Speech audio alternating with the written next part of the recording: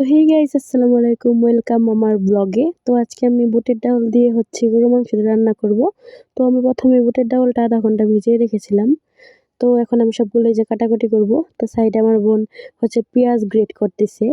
তো প্রথমে আমি গরু মাংসগুলো একটু ছোট ছোট পিস করে কেটে নেব, কারণ বুটের ডাল দিয়ে রান্না করলে এগুলো ছোট ছোট পিস করে কেটে নিতে হয়, তাই আর কি ভালো দেখা যায়।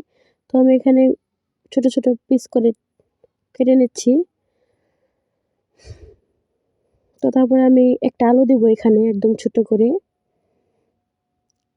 তো এই যে আমি আলুটা কেটে নিচ্ছি একদম ছোট ছোট করে।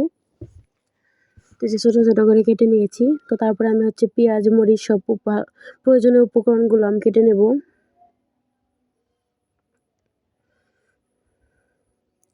তো এই যে আমার সবগুলো কাটাকাটি শেষ।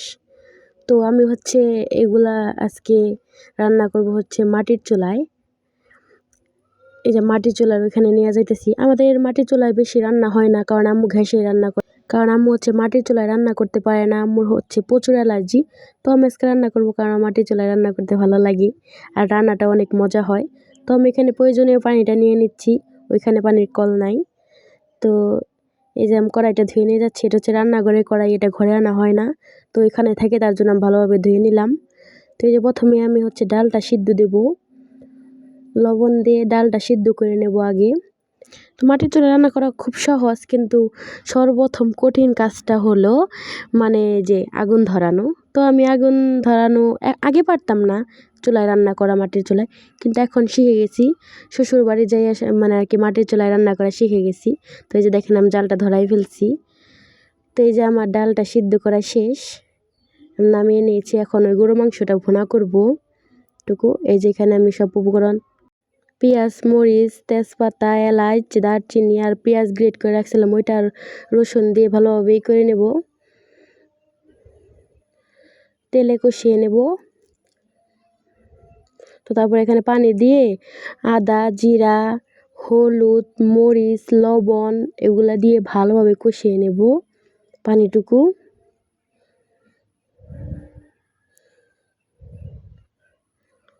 তো এই যে আমার কষানো শেষ। তো এখানে আমি গরু মাংস আর আলুটা দিয়ে দিব। আলুটা দিয়েও ভালোভাবে কষাবো আমি অনেকক্ষণ, আস্তে আস্তে জাল দিয়ে একদম। তো এই যে আমার গরু মাংসটা হালকা কষানো শেষ। তো এখানে আমি এখন বুটের ডাউলটাও দিয়ে দিব, ডাউলটা দিয়ে ভালোভাবে কষাবো।